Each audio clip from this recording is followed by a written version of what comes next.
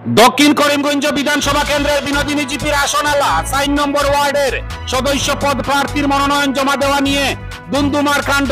অভিযোগ উঠেছে একটি সরকারি অনুদানপ্রাপ্ত বিদ্যালয়ের শিক্ষকের বিরুদ্ধে। গনি খান চৌধুরী এলপি স্কুলের শিক্ষক বিলাল আহমেদ খান চৌধুরী ওই পদের জন্য মনোনয়ন দাখিল করেছেন। এখানেই শেষ নয়, তার বিরুদ্ধে আরো বহু অভিযোগ করে সোচ্চার হয়েছেন গ্রামবাসী। ঘটনার পরিপ্রেক্ষিতে অভিযোগকারীরা নিলামবাজার উন্নয়ন খণ্ড আধিকারিক কার্যালয়ে একটি লিখিত অভিযোগও জমা করেছেন। তাদের আর্জি প্রশাসন যাতে কোনোভাবে তার মনোনয়ন পত্র গ্রহণ না করে। দেখেন, আমরা বর্তমান পঞ্চায়েত ইলেকশনে আমাদের গ্রাম এলাকার সর্বসাধারণের মনোনীত প্রার্থী এই সাদুদ্দিন আহমদ তালুকদারকে বিগত 10 তারিখে আমরা নিলামবাজার ব্লক বর্তমান খালিগঞ্জ ব্লকে আমরা মনোনয়ন জমা দিয়েছিলাম।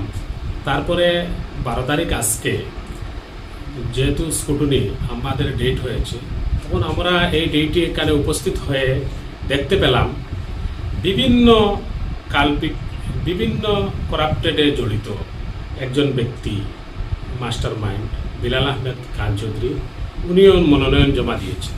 তখন আমাদের বিস্ময় লেগেছে দেখে। তখন আমাদের এলাকার পক্ষ থেকে মানুষজন সব ডকুমেন্টগুলো নিয়ে এখানে উপস্থিত হয়ে আমাদেরকে বলল, খবর পেয়ে, যে ওদের এগেইনস্টে কমপ্লেন দেওয়ার জন্য। তখন তার এগেইনস্টে কমপ্লেন দেওয়া হয়েছে। উনি একদিকে পাসপোর্ট জালিয়াতির কেসের আসামি। উনি পাসপোর্ট জালিয়াতি করেছে পঞ্চায়েত জাল সার্টিফিকেট করে, যখন ওনার মা মেম্বার ছিল। তখন ওনার বিনোদিনী জিপির প্রেসিডেন্ট সহ কম্পিউটার স্টাফ সহ উনি, ওনার ভাই, আরও কয়েকজন জেল কেটে এসেছে ওনার দ্বারা। উনি বাংলাদেশ থেকে মানুষ এনে পাসপোর্ট জালিয়াতি করে ধরা পড়েছে। সঙ্গে একজন বাংলাদেশি মানুষ মার্ডার হয়েছিল, এটা সবাই জানা আছে। এটা 16-17 ইংরেজি, 17 ইংরেজিতে, এটা সবার জানা আছে। সে আজকের দিনে এই গনি খান চৌধুরী এলপি স্কুলের একজন অ্যাসিস্ট্যান্ট টিচার, ওনার ভাই, আপন বড় ভাই হেডমাস্টার। তাই দেখলাম অনুদানপ্রাপ্ত স্কুল, রেমুনারেশন পেয়েছে এই স্কুলে, অনুদানপ্রাপ্ত। তাই গভর্নমেন্টের নর্মস আমরা জানি যে অনুদানপ্রাপ্ত স্কুলের কোনো টিচার নমিনেশন দিতে পারবে না। সেটা জেনে আমরা নর্মস আছে বলে আমরা কমপ্লেন করেছি। কমপ্লেন করার পরে অফিসার সেটা রেখেছেন এবং বলেছেন সেটা আমি আবার দেখবো হিয়ারিং করে ছাড়টার করে। উনি বলেছেন সেটা রিজেক্ট হবে। কিন্তু পরে জানি না কি করলেন, বললেন যে ডিসিতে পাঠিয়ে দেবেন, ডিসি সেটার ফাইনাল রেজাল্ট দেবে, সেটা বলে আমাদেরকে বিদায় দিয়েছেন। তাই আমরা নেমে এসেছি। এরপরে ওরা এখান থেকে যাচ্ছে না, তার কাছে ঘোরাফেরা করছে।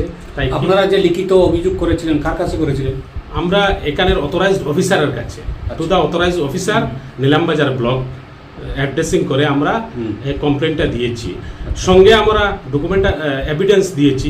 এভিডেন্সগুলা স্কুলের ডাইসকোড সহ স্কুলের যাবতীয় কাগজপত্র, ছাত্র এনরোল আছে ওনার এগেইনস্টে, উনি রেমুনারেশন পেয়েছেন সেটাও কপি আছে, সেটাও আমরা দিয়েছি। তিনি কি বর্তমানে শিক্ষক? তিনি বর্তমানে শিক্ষক। আচ্ছা, গনি খান চৌধুরী এলপি স্কুলের শিক্ষক। কোন জায়গায়?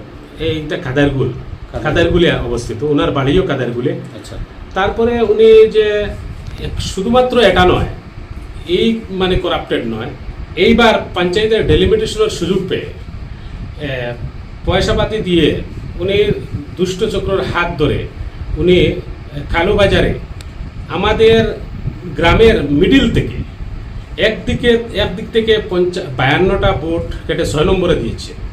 আরেকদিকে মানে দক্ষিণ থেকে এই গ্রামের কাদেরগুল গ্রাম থেকে 1 নম্বর ওয়ার্ডে আরও 92টা দিয়েছি, 75টা আর 3 নম্বর গ্রামে দিয়েছি। এরকম মানুষকে হেনস্থার শিকার করছে। তাই আমরা গ্রামবাসী এলাকার পক্ষ থেকে আমরা চাইছি মাননীয় শ্রীভূমির জেলাধিপতি মহাশয়ের কাছে আমরা বিনম্রভাবে অনুরোধ জানাচ্ছি, এই ধরনের করাপ্টেড পার্সন দিয়ে আমাদের সমাজের কোনো উপকার হবে না।